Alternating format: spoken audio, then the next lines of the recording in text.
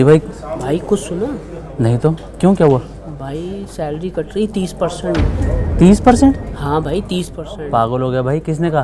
भाई HR से आ रहा हूँ अभी अभी, वहीं से पता करके आया हूँ कि सैलरी कट रही है? भाई 30%। यार ऐसे तो मेरे को अभी घर की EMI भरनी है, बच्चों की फ़ीस देनी है, और ना ही मेरे पास कोई सेविंग है। इससे तो बड़ी मुश्किल हो जाएगी हमें। लैंडलॉर्ड। हेलो हेलो, क्या मकान खाली करना है अंकल? मतलब कब, कितने दिन में? 15 दिन? अंकल आप क्या बोल रहे हो? मतलब 1 महीने का टाइम तो दीजिए। मतलब 15 दिन में कोई कैसे घर खाली कर सकता है? अंकल ना मुझे अभी ब्रोकरेज का, अरे अंकल आप, मैं समझ रहा हूँ अंकल, आप मेरी बात तो सुनिए एक बार। मुझे अभी ब्रोकरेज का इंतज़ाम करना पड़ेगा, मुझे अभी सिक्योरिटी देखनी पड़ेगी, सब कुल मिलाए खर्चे कम से कम 1 लाख के आसपास के हैं। और मेरे पास 1 लाख रखे थोड़ी हैं यहाँ पे, मेरे पास तो कोई सेविंग्स भी नहीं है। मैं कहाँ से 1 लाख रुपए अरेंज करूँ? हेलो, प्रणाम मौसा जी। कैसे, क्या हुआ मौसी को? अरे ये कैसे हो गया? कौन से हॉस्पिटल लेके गए हैं?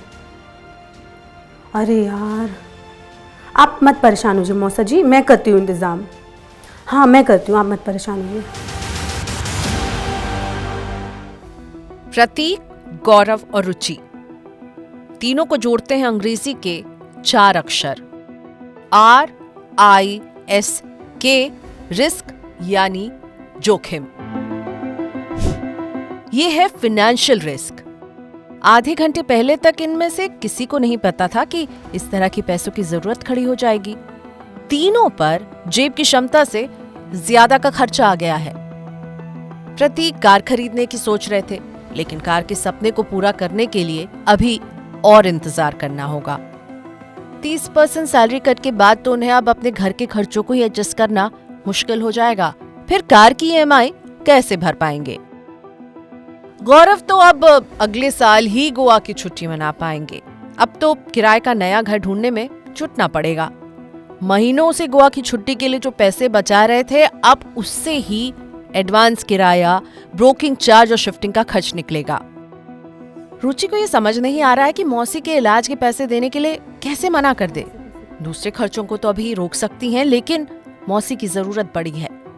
इस तरह के फाइनेंशियल झटके किसी को भी हिला कर रख देते हैं। सब लोग यही सोचते हैं कि मेरा जो लाइफ है उसमें कोई अनफोर्सीन सर्कमस्टेंसेस आने ही नहीं वाले हैं, एकदम स्मूथली पटरी पे चलता रहेगा। लेकिन ऐसा नहीं है, बहुत सारे सिचुएशंस आ सकते हैं जहां पे आपको प्लान बी की जरूरत है। फाइनेंशियल प्लानिंग का मकसद है कि आप सबसे कम रिस्क लो। जो आप बड़े गोल्स के लिए प्लान कर रहे हो उसमें कम रिस्क लो, और ये भी सोचो कि क्या हो सकता है, what are the emergency which can कम।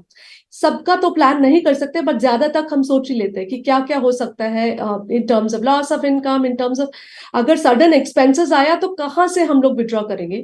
ये काफी सारा सिनेरियो सोच के हम लोग फाइनेंशियल प्लानिंग करते हैं। प्रतीक को जरूरत पड़ेगी करीब हर महीने EMI के लिए 15 से 20 हजार रुपयों की। गौरव को घर शिफ्टिंग से जुड़े खर्चों के लिए करीब 1 लाख रुपए का खर्चा उठाना पड़ेगा। वहीं रुचि को 50,000 रुपए देने हैं। ऐसे हालात किसी के लिए भी कभी भी खड़े हो जाते हैं, जब आपकी आमदनी वहीं रहती है या बंद हो जाती है या घट जाती है, लेकिन आपके खर्चे वहीं रहते हैं बढ़े हुए।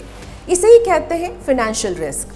तो आप 5 तरह के फाइनेंशियल रिस्क से घिरे रहते हैं। जब आपकी जेब की क्षमता से ज़्यादा बड़ा खर्चा आपके सामने आ जाए, जब आपको किसी निवेश या अपने काम में कोई घाटा हो जाए लेकिन आपके खर्चे बिल्कुल नहीं बदले हैं, या फिर बीमारी और दुर्घटना जैसी स्थिति जिनके लिए आपने कोई तैयारी नहीं की, कोई पैसे अलग से नहीं रखे।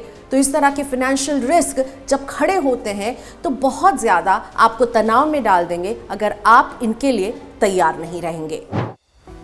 कार क्रैश से बचने के लिए हम जैसे सीट बेल्ट लगाते हैं, वैसे ही अचानक से आए फाइनेंशियल झटकों से बचने के लिए इमरजेंसी फंड सीट बेल्ट का काम करता है। प्रतीक, गौरव और रुचि के पास यही सीट बेल्ट नहीं है और इसीलिए परेशान है। कमाई शुरू करते ही आपको सबसे पहले 6 महीने के खर्च के लिए अलग से पैसे बचाकर इमरजेंसी फंड बनाना होगा। अगर 55,000 रुपए सैलरी है, जिसमें हर महीने आपके खर्चे हैं घर का किराया या लोन की ईएमआई, राशन, बच्चों की फीस, मेड की सैलरी, फोन का बिल, सोसाइटी का मेंटेनेंस और इन सबको मिलाकर 35,000 रुपए आप खर्च कर रहे हैं। 5,000 आप रखते हैं अपने एंटरटेनमेंट के लिए। कभी बाहर खा लिया, कभी ऑर्डर कर लिया, कभी फिल्म देख ली, तो हाथ में टैक्स कटने के बाद महीने में 10,000 रुपए की सेविंग हो रही है।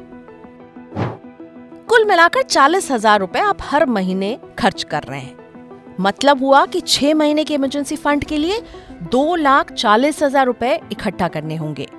10,000 रुपए प्रति माह की सेविंग को 2 साल तक बचाकर ही ये फंड तैयार कर पाएंगे और जब तक ये टारगेट पूरा ना हो तब तक आप कोई निवेश या बड़ा खर्चा ना करें। इमरजेंसी फंड के पैसों को इन्वेस्ट करने की गलती ना करें। इसे ऐसी जगह रखें जहां से आप इसे तुरंत निकाल पाएं। जैसे कि आप एक अलग बैंक अकाउंट खोल सकते हैं, फ्लेक्सिबल फिक्स्ड डिपॉजिट, जिसमें से पैसे कभी भी सेविंग बैंक में ट्रांसफर किए जा सकते हैं। म्यूचुअल फंड के बारे में अगर समझ है तो इमरजेंसी फंड के पैसों को शॉर्ट टर्म डेट स्कीम में भी रखा जा सकता है। प्रतीक, गौरव और रुचि तीनों का सामना ऐसे सिचुएशन से हुआ जिसके लिए वो तैयार नहीं थे। उनके खर्चे अचानक बढ़ गए और आमदनी नहीं बढ़ी। इनफैक्ट प्रतीक के मामले में तो हमने देखा कि आमदनी उल्टे घट ही गई थी। तो इस तरह की फाइनेंशियल इमरजेंसी आपके आसपास ही मंडराती रहती है और हम सोचते हैं हमें क्या होगा, हमारे लिए ऐसी सिचुएशन नहीं आएगी। तो ऐसा कीजिए, ये तो भूल ही जाइए कि हमें क्या होगा। सोचिए कि अगर आपके साथ हुआ तो आप कितने तैयार हैं। क्या आपके पास इमरजेंसी फंड है? तो इस वीडियो को देखने के बाद सबसे पहला काम ये कीजिए कि चेक कीजिए कि इस तरह के अनदेखे सिचुएशंस के लिए आप कितने तैयार हैं। नहीं है तो सबसे पहले तैयारी कीजिए कि इमरजेंसी फंड कैसे बना सकते हैं।